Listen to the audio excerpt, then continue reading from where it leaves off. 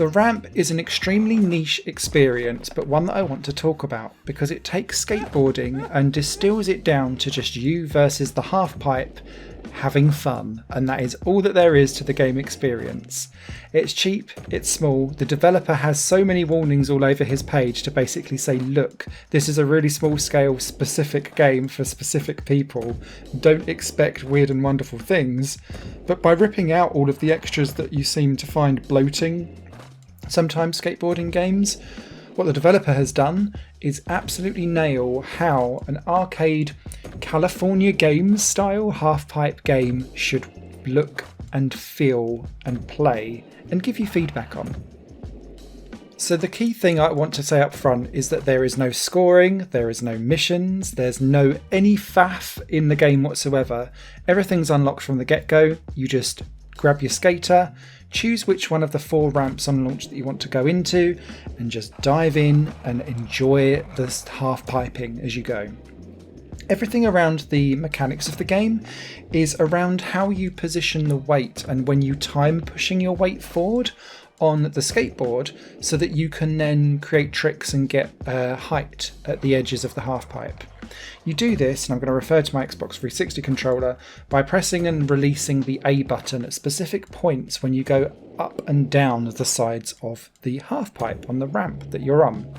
You kind of push down as you're on your way down and kind of let go as you hit something, and then you kind of push down again on your way up and let go as you reach the top of the ramp to kind of woomph yourself up and away. It takes about a minute to get used to this, and then all of a sudden it gets into quite a rhythmic flow, and so what you then do is end up gaining height, and that allows you to then start to play with the tricks itself. With the left analog stick, you can move the direction of where you're going and spin around. The right stick, depending on how you rotate it around and what direction you push it, will push you into specific tricks as opposed to just doing rotations and 360s and so on and so forth. Mixing the two together, you then start to get into a real speedy flow of being able to fly up, do the trick and then land back down again. And then all of a sudden you realise that obviously, because you're getting momentum and you're pushing in different directions, your skater will fly off the ramp and splat on the floor. It's good fun. It's good fun. And the key with the ramp is making sure that you don't go so overboard with it that you end up being like, I got all the stunts in the world, and then end up just like flying off somewhere and splatting into the blue or flying off the side of the ramp. It's so easy to do because you get so carried away because it's just so easy to get into. And that's the greatest thing that I can say about the ramp. It's just that mechanic is so easy to pick up and understand. And then you just end up thinking, I can do all the stunts in the world. And then it will just slap you around the face. Be like, nope, splat. And then you're like, and then you have to go again.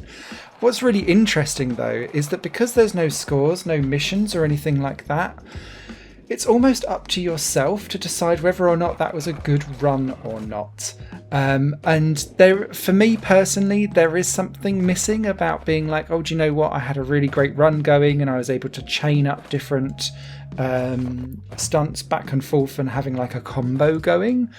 Even if it's just so that it helps me understand whether or not I felt like my run was good, but did the game actually score it as good?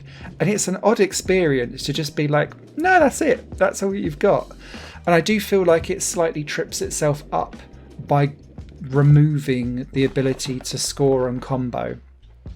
Even if it was just for like a local scoreboard, I don't necessarily want unlocks and customization and all of that tied to things. It's just for me to kind of go, oh, do you know what? You've got 10 minutes.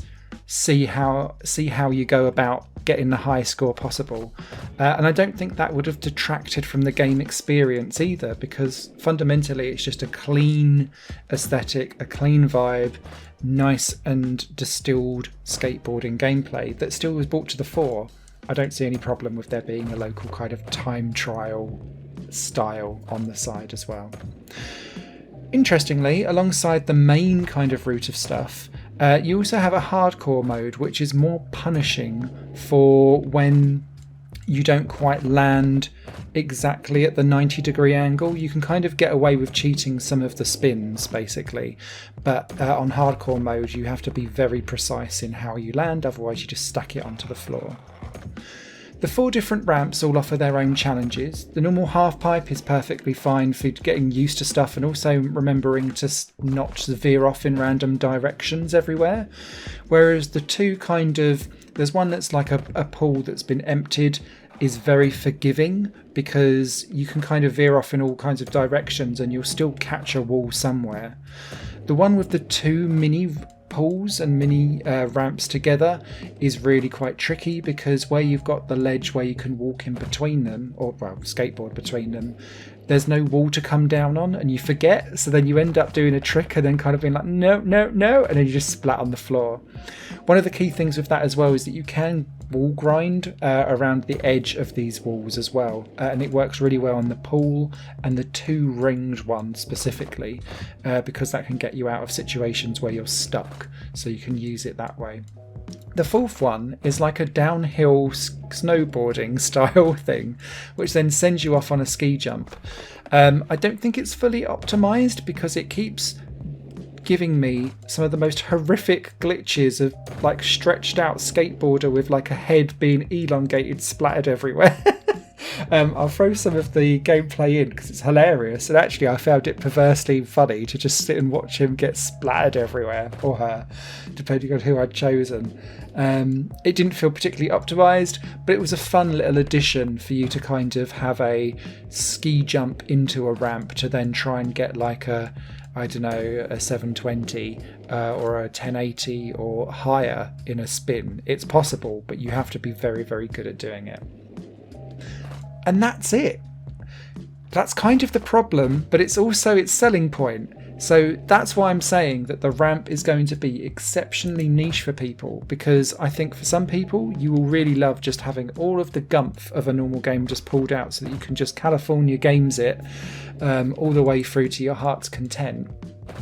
For others, you'll be thinking this is a really fantastic skating experience and I wish that there was more to it.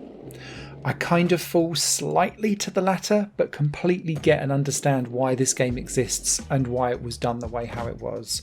I just wish that there was an optional kind of scoreboard somewhere so that I could just be like, yes, that was definitely game approved, my best run.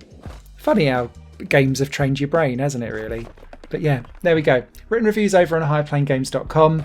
Really recommend this. Super cheap, super chill. Really good fun. Just don't expect anything beyond that core experience because otherwise you'll be disappointed. Take care all. Bye for now.